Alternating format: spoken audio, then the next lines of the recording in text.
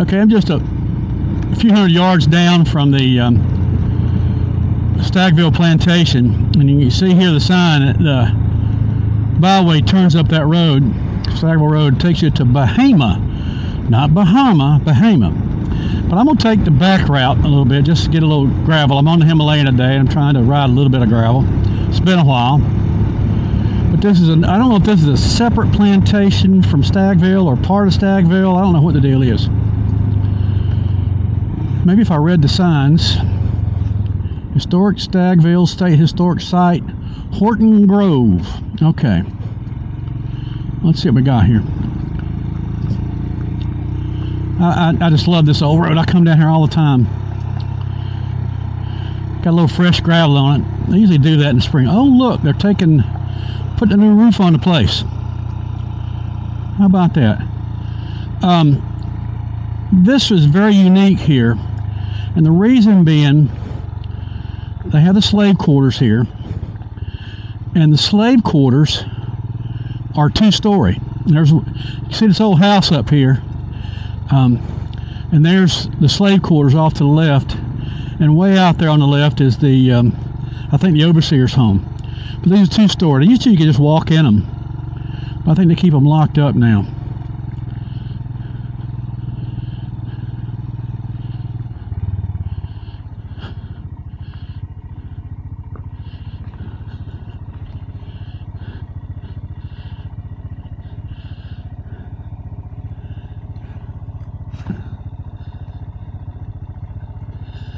I think that building in the back is a kitchen.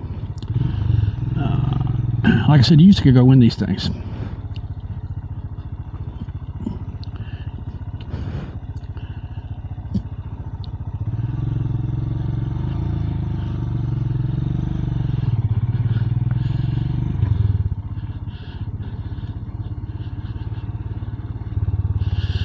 This is nice out here. This is state lay, a lot of it. And there's a lot of hiking trails for you hikers. I'm old, bad knees. I don't hike anymore. I'll walk my neighborhood. That's about it. I don't like unsteady ground. God, who'd think there's traffic out here?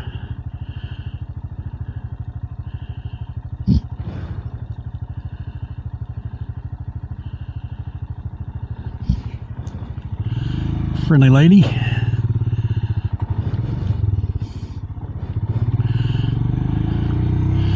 Okay, here's another one I got to stop at and learn about before I make my final video. This is an old horse barn, and it ain't no little horse barn. I'll have to find out about it. There's the information things. There's another one in the back.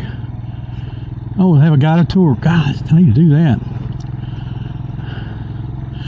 Yeah, I like this little dirt road. Used to be a little creek run across it. Give me a little excitement, but they put it right. It was right here, and they put a little pipe in, so water runs under the road. This will take me up towards the town of Bahama. It's spelled like Bahama, but it's Bahama, and it's actually named after three guys. So they put the first couple of letters of each name together. Like, I think one of the guys' name is Harris. That's the H-A part. Nice little town. A while back, I'm a retired assistant principal, and every now and then I get called out to go work somewhere for a few months. They need somebody. They promoted somebody to principal, and they're shorthanded for a few months. And so what they'll do is they'll bring in somebody like me just to work a few months rather than try to hire in the middle of the year. And then they have time in the summer to find the person they want, bring them in, get them oriented. I did it for 10 years. It's a great gig. In fact, on this one, I told them I wasn't going to do any discipline. All I would do would be teacher evaluations, which is what they needed. They were the guy that got promoted and left. He had a bunch to do, but I enjoyed it. You talk to the kids; they're nice. I like the kids. I really liked my job, especially as assistant principal. It was hard. You dealt with a lot of crap. Long hours. I usually work 11, 12 hours a day, and that's not if I didn't have a night event. You had night events about twice a week, 1 or 2 Saturdays a month. You had to do something, and but I liked it. I like dealing with the kids sometimes. I had some heartbreakers. One time I had a little girl come to me one day and said, look, he's named a boy, but I'm not going to repeat that, but so he's got something you probably don't want him to have. And I said, oh, I figured drugs, you know. So that's what I dealt with that a lot. And I'll tell another story on that one too. It's good. So I went and got him out of class. And back then, they would wear a jacket over their book bag. And I could see he had one under his jacket, and he was kind of acting kind of antsy, and he wanted to stop by his locker.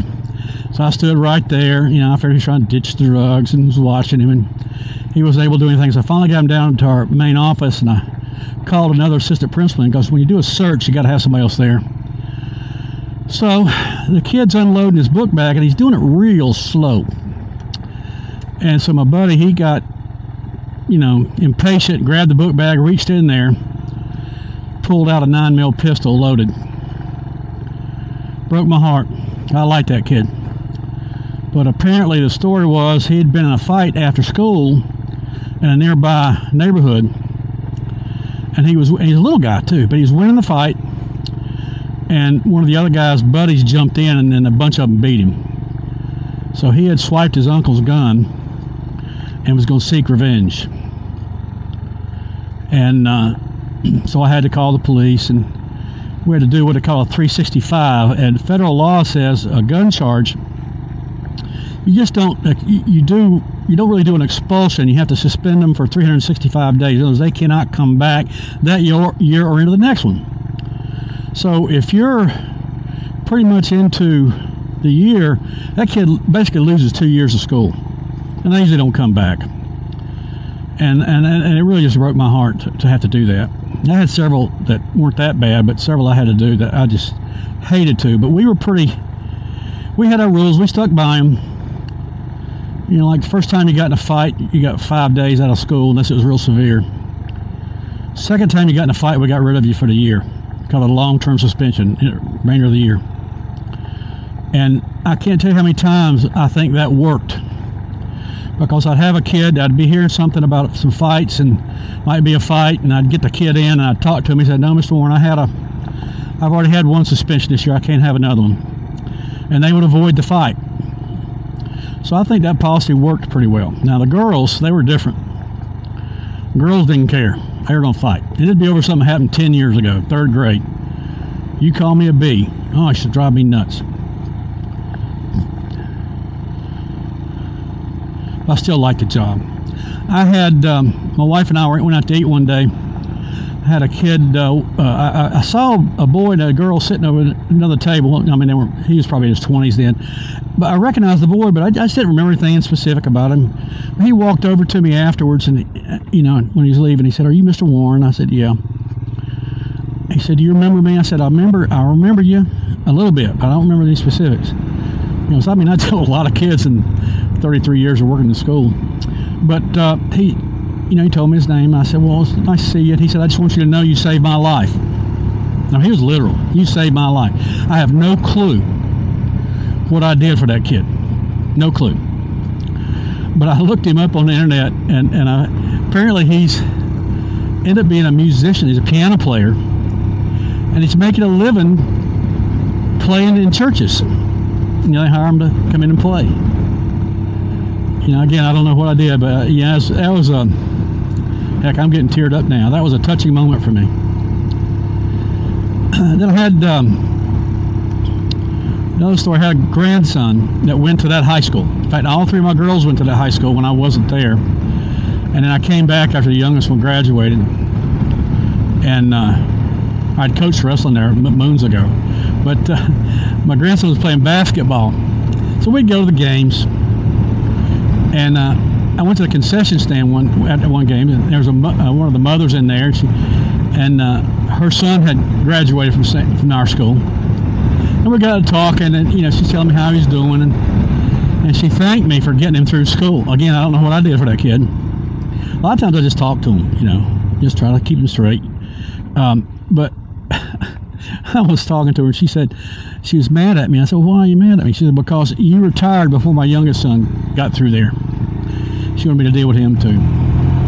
again, that was one of those moments that you really cherish as an educator, because you don't get many thanks. Everybody's always talking about how bad schools are and this, that, and the other. And, you know, I'm in North Carolina, and our high school, public high school, and we have a great college system. And our great college system is full of kids that graduated from North Carolina public schools. So we must be doing something right. A particular school I was at, we had a lot of F&R, free and reduced lunch. That's what we call F&R. Those are usually poor kids, usually from a bad part of town, and they struggle. They got no support at home. Mom might be a crackhead, or she might be working 3 jobs, and the kid might be taking care of his siblings. I mean, all kinds of barriers to kids being successful. Live in a bad neighborhood. But our school system, and we have a school system, at that time we had about 25 or 30 high schools. And we had 10 end-of-course tests in high school, you know, like Algebra and English 1, stuff like that.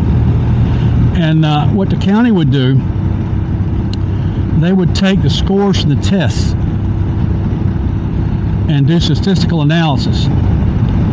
And I could look at my teachers right down to the classroom period level, like Miss Jones's 3rd period English 2 class, and see how those kids did. But the other part about that was I could look at how Miss Jones was doing compared to every other English teacher teaching English 2 in the school, and as well as the whole county, all 26 high schools. I could further analyze that, look at that data, and tell how well she was doing with the honors kids versus everybody else, and how well she was doing with the free and reduced lunch kids compared to everybody else, and several other demographic categories. And so the county had a measure they call the effectiveness index. And that was kind of an overall rating, how your school's doing versus everybody else. And our little school, with all the problems we had, we ranked number 1 in Wake County for several years. Until when Bush came in and started his mess, they stopped doing that analysis because of what he was doing. But that was great data. We didn't share it much with the teachers except to tell them they were great. In fact, one year we had t-shirts made. Effective is as effective does, to celebrate their being the top school in the county again. Yeah, I hated they stopped doing that. That was good information. We had a teacher one year, her rating was down a little bit from what we were used to, so we started looking at her stuff. And it came down to one class. One class pulled her down. So we dug a little deeper, and there was one kid in there who had been a real good student. And she was pulling the whole class down. So this one girl, her scores were pulling down the class and the teacher, and somewhat the whole subject area. So we dug a little deeper. If I remember correctly, one of her parents had died that year, and it was really bad. And so she had lost focus. So again, we didn't share anything with the teacher in terms of you did good, bad, or indifferent. We didn't like to do that because a lot of times they would take it wrong. I know one time I was talking to a teacher, it's a biology teacher, and she did real well with the low kids, low academically kids. And I said something to her about it one day when I was doing an evaluation. I said, I should know you did a really good job with these kids. And she got mad. And the reason she got mad is she was afraid that we wouldn't give her any honors classes anymore and just have her teaching all the low kids, and she didn't want to do that. So that's why you had to be careful with that data. Now, we wouldn't have done that. You know, we try to balance teachers, you know, because you got hard kids all day long, it burns you out. You know, I was there. I was an old industrial arts teacher. All my kids were hard kids, but I loved them. This little lake we're going by, Lake Mitchie, or is it Mickey? I think it's Mickey. Spelled Mitchie, but it's pronounced Mickey. It looks pretty low right now. We've been having a drought. I've been out here, and Duke University is nearby. Their crew team will be out here rowing. It's kind of fun to watch them. And that water's real low. We're in a bad drought here in the south.